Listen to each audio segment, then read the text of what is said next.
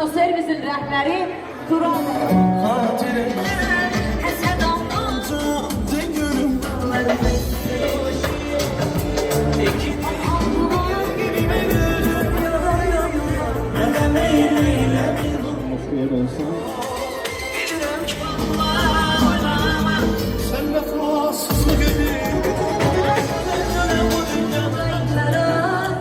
Cənablar, bugün çok özel, çok güzel bir gündür.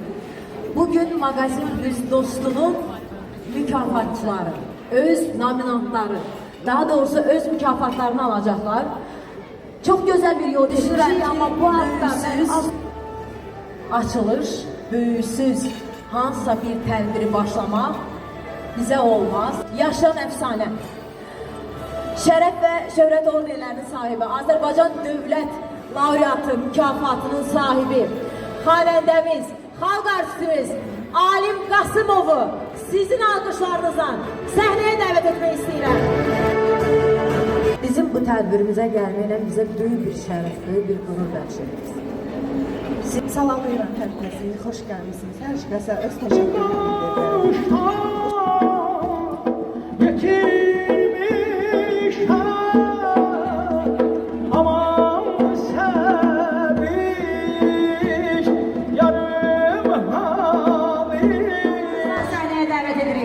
Tural Avtoservisin rəhbəri Tural bəy alqışlarımızla səhnəyə dəvət edir. Tural bəy, xoş gördük sizi. Salam aleyküm, akşamınız xeyir olsun. Bütün qonaqları burada salamlayıyorum. Magazin Plus'un bütün iştirakçılarına dərin təşəkkürümüzü bildirin. Dəvətiniz üçün çox sağ olun, təşəkkür edirəm. Bu gün olsun ki, sizin 3 illiyinizi yox, 5 illiyinizi, 10 illiyinizi qeyd edəyim.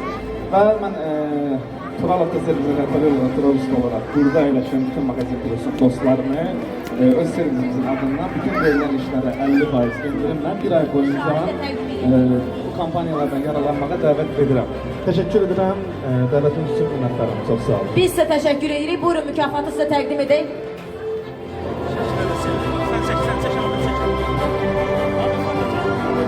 Və davam edirik.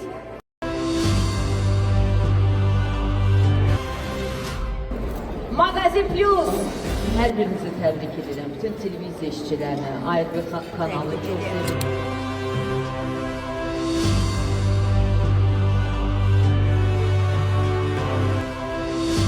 Birazı təqdim edək.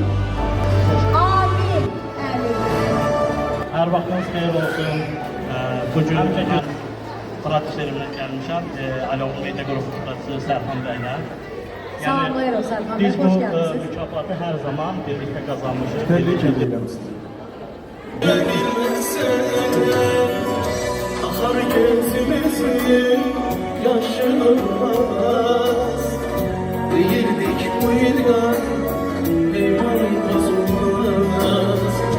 Bir nesile ayrılmaz. Başka birisini sevemezsin.